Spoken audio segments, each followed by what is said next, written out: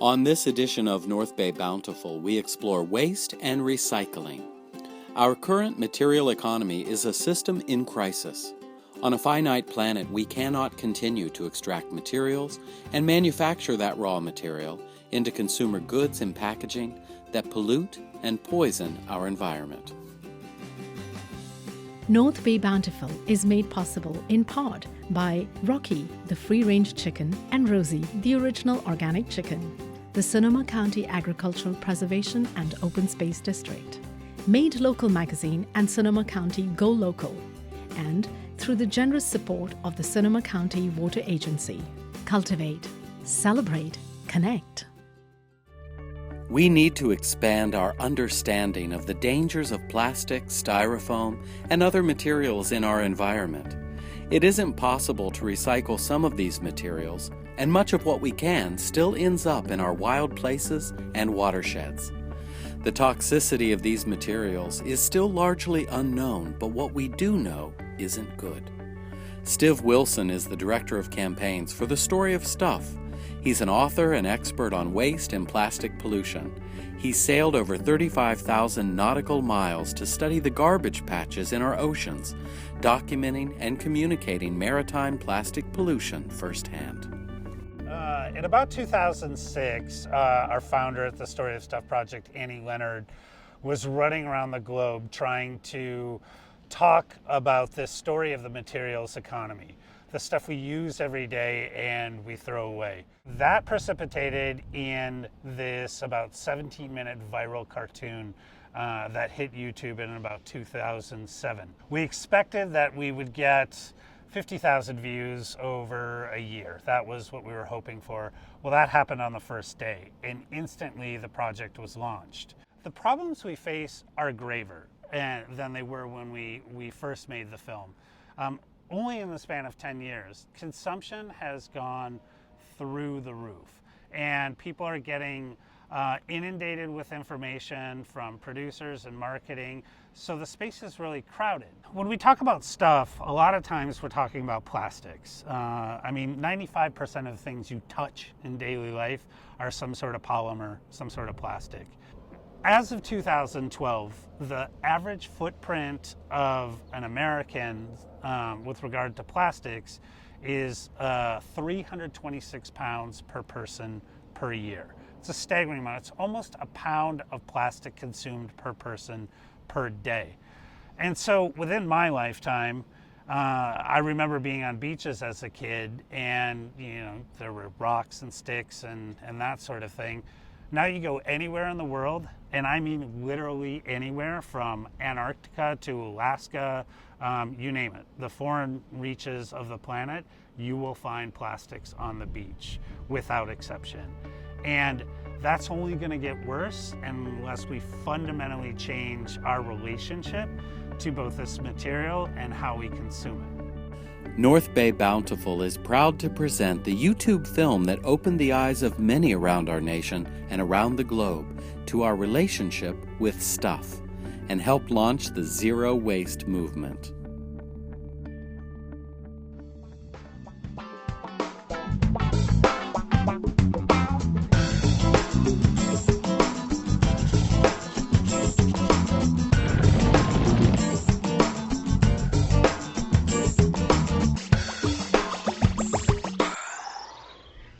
These, I got a little obsessed with mine.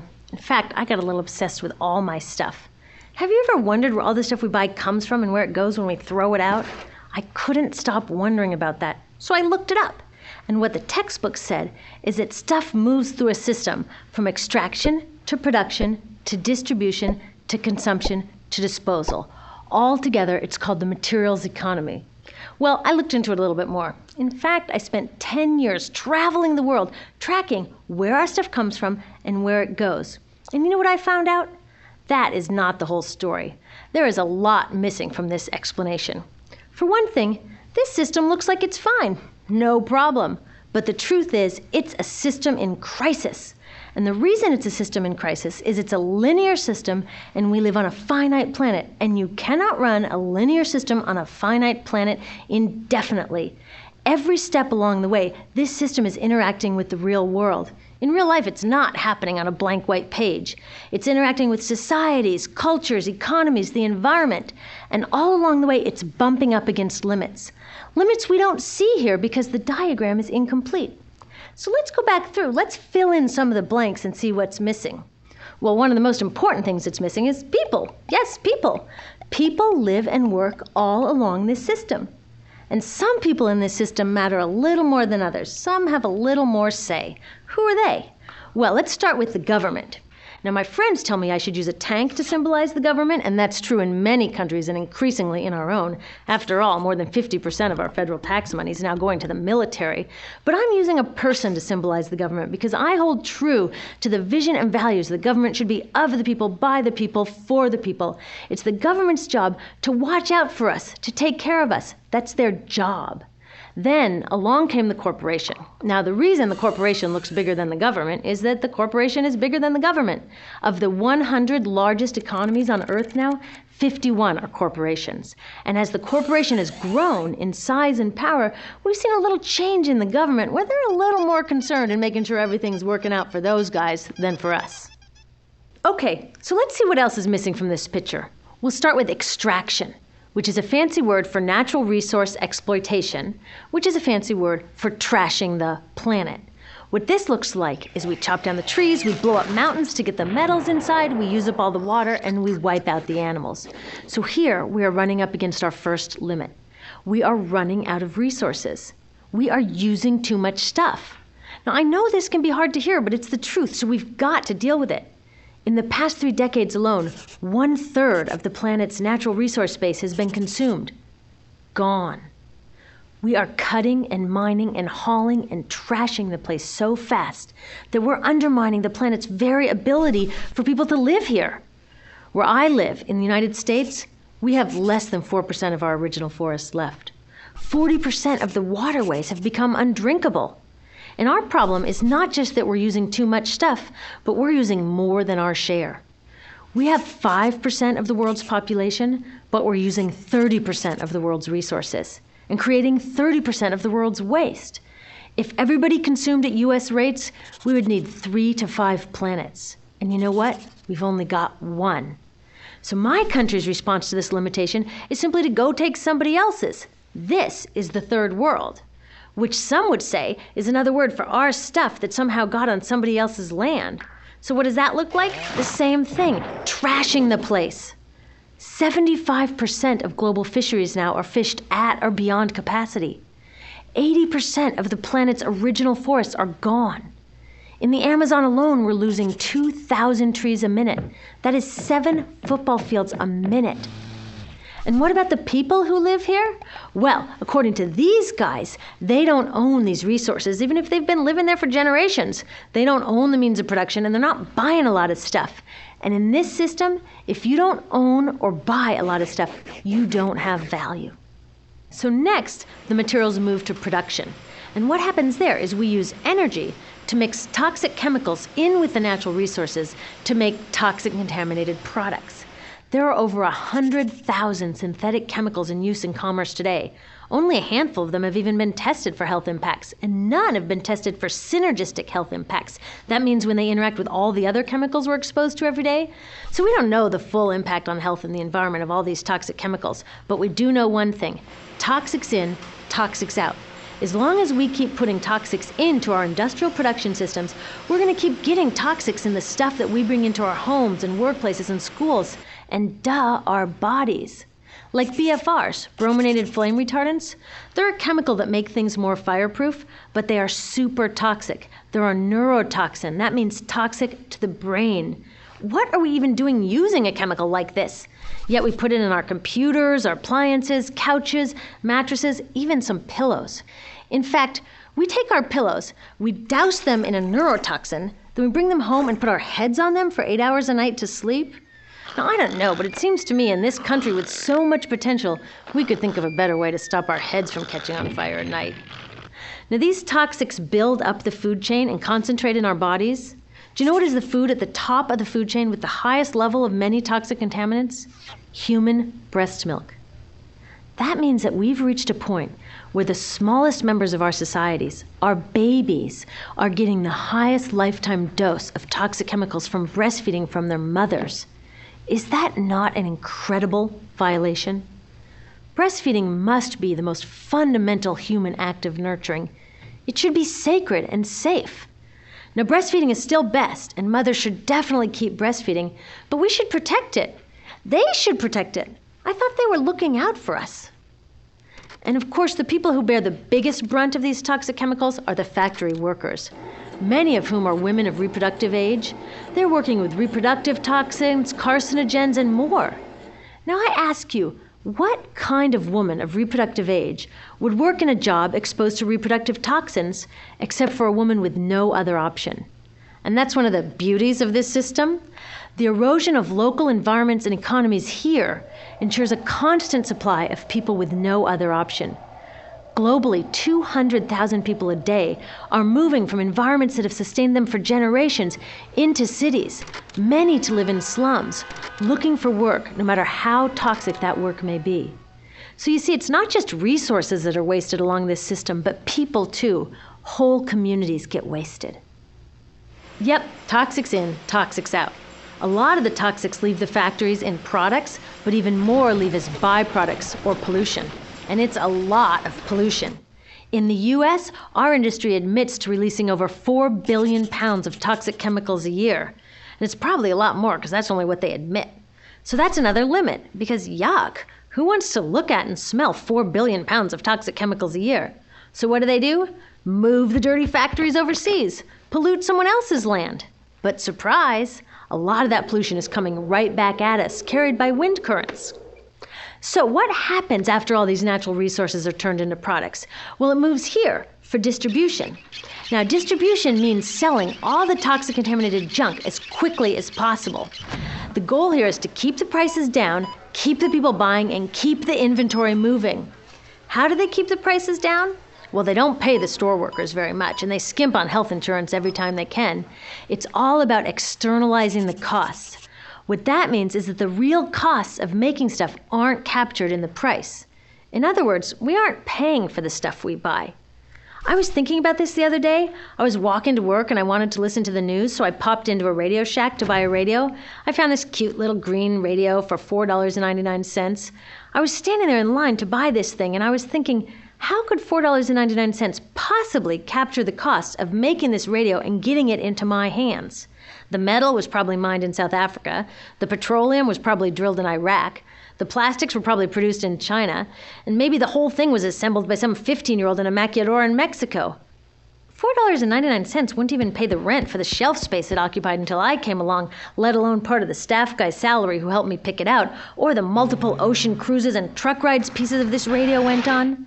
That's how I realized I didn't pay for the radio. So who did pay? Well, these people paid with the loss of their natural resource space. These people paid with the loss of their clean air, with increasing asthma and cancer rates. Kids in the Congo paid with their future. 30% of the kids in part of the Congo have dropped out of school to mine coltan, a metal we need for our cheap and disposable electronics. These people even paid by having to cover their own health insurance. All along this system, people pitched in so I could get this radio for $4.99. And none of these contributions are recorded in any accounts book. That's what I mean by the company owners externalized the true costs of production. And that brings us to the golden arrow of consumption. This is the heart of the system, the engine that drives it. It is so important that protecting this arrow has become the top priority for both of these guys. That's why after 9/11, when our country was in shock, and President Bush could have suggested any number of appropriate things, to grieve, to pray, to hope. No, he said to shop, to shop. We have become a nation of consumers. Our primary identity has become that of being consumers, not mothers, teachers, farmers, but consumers. The primary way that our value is measured and demonstrated is by how much we contribute to this arrow, how much we consume. And do we? We shop and shop and shop, keep the materials flowing, and flow they do. It's an interesting question. You know, what is consumption? What is overconsumption? What is too much? I think the first step for anybody to do is really look at what you consume. I'm a big fan of taking a 30-day period and not throwing anything away at all, and dumping it out in your garden or your backyard and looking at it. I guarantee in that one activity, you can reduce your consumption of materials by 60 to 70% without actually it being inconvenient. You can simply say, oh, I'm not going to buy this, I'm going to buy that. This is going to be a much more sustainable solution. It's staggering how much you can actually reduce your consumption. 50% of all plastics made right now is for single-use consumption. By taking a bag, a bottle, a coffee cup, we're talking you can reduce your plastic footprint by 50% overnight. This is much more efficient than turning the lights off or keeping air pressure in your tires. That's going to get us about 8%, less energy consumed. This will get you 50 overnight, and I will guarantee you, you won't actually find that your life is disrupted by it. Guess what percentage of total materials flow through this system is still in product or use 6 months after their date of sale in North America? 50%? 20? No, 1%. 1. In other words, 99% of the stuff we harvest, mine, process, transport, 99% of the stuff we run through this system is trashed within 6 months. Now, how can we run a planet with that level of materials throughput? It wasn't always like this. The average U.S. person now consumes twice as much as they did 50 years ago. Ask your grandma. In her day, stewardship and resourcefulness and thrift were valued. So how did this happen? Well, it didn't just happen.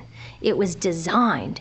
Shortly after World War II, these guys were figuring out how to ramp up the economy.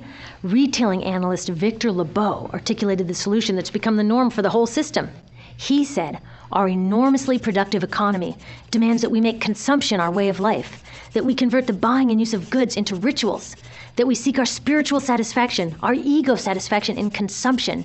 We need things consumed, burned up, replaced, and discarded at an ever-accelerating rate. President Eisenhower's Council of Economic Advisors chairman said that the American economy's ultimate purpose is to produce more consumer goods. More consumer goods? Our ultimate purpose? Not provide health care or education or safe transportation or sustainability or justice? Consumer goods? How did they get us to jump on board this program so enthusiastically? Well, 2 of their most effective strategies are planned obsolescence and perceived obsolescence. Planned obsolescence is another word for designed for the dump. It means they actually make stuff to be useless as quickly as possible, so we'll chuck it and buy a new one.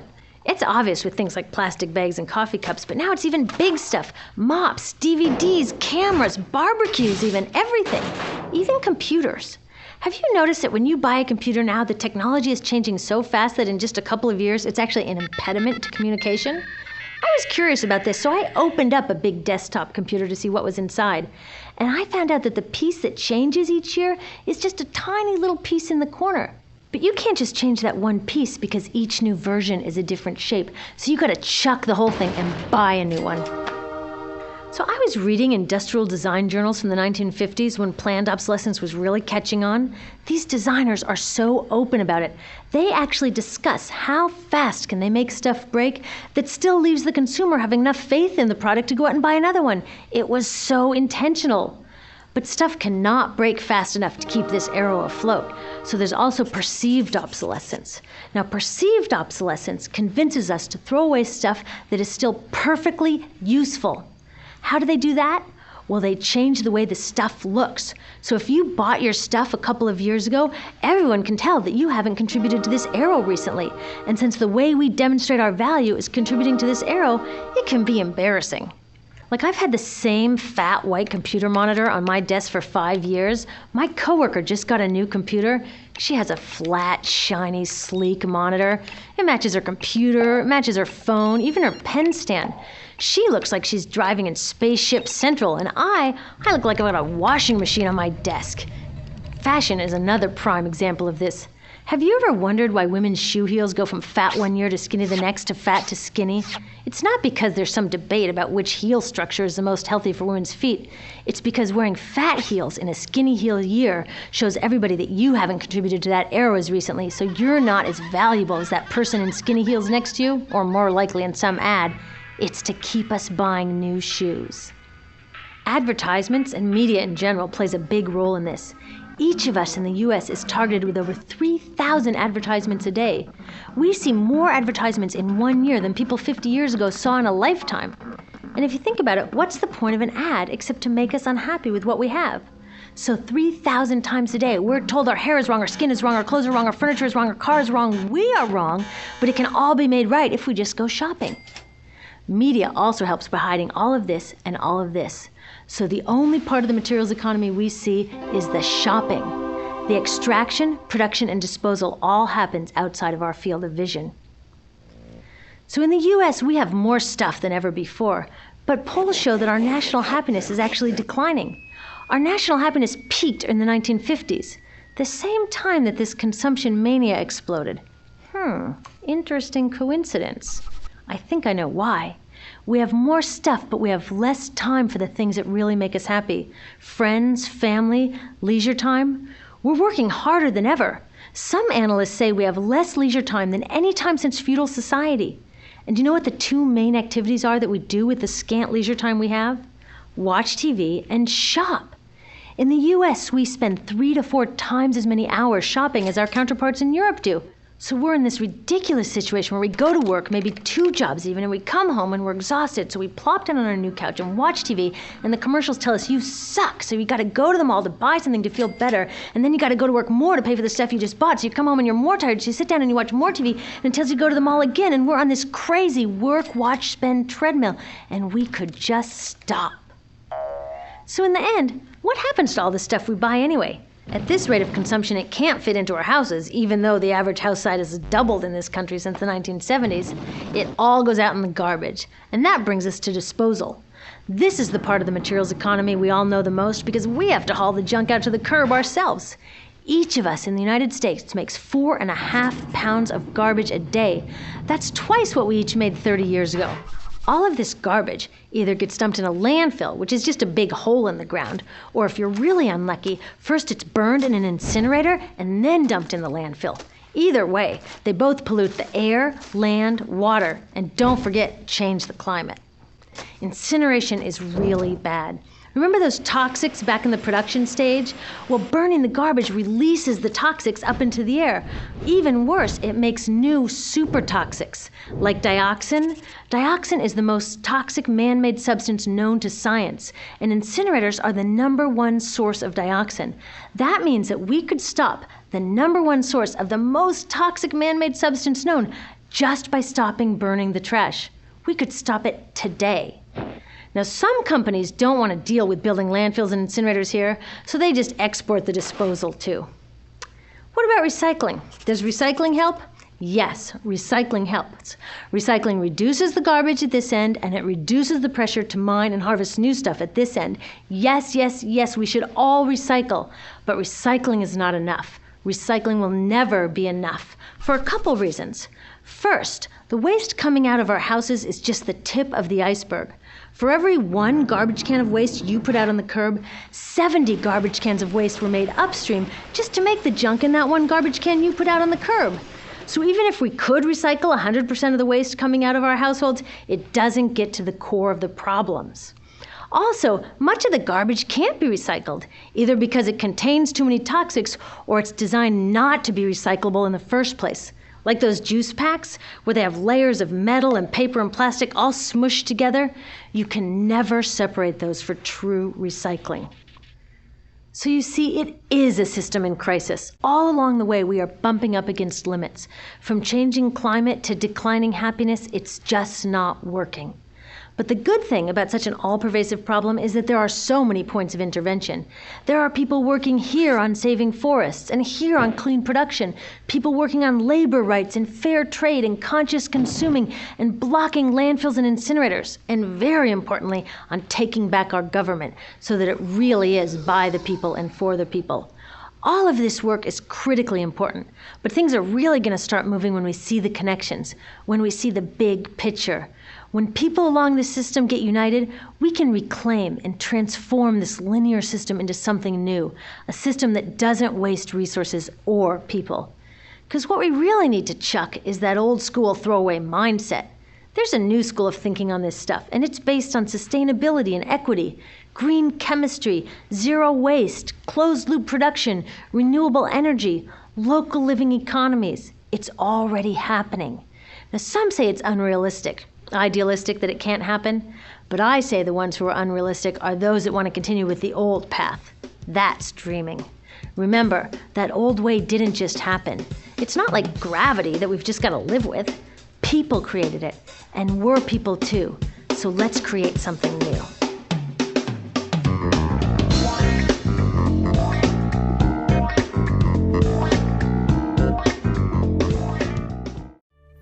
Despite all the pressures of society, marketing, and convenience, each of us is still in control of what we consume and how that consumption impacts the environment and the future of our planet. Through a mindful approach, informed by the facts, we can work together to make a difference. It's as simple as this. If you take a yogurt container and you wash it out, there's a good chance it could be recycled. If it's full of dried yogurt, it now costs way too much money for the collector of that material to wash it and process it.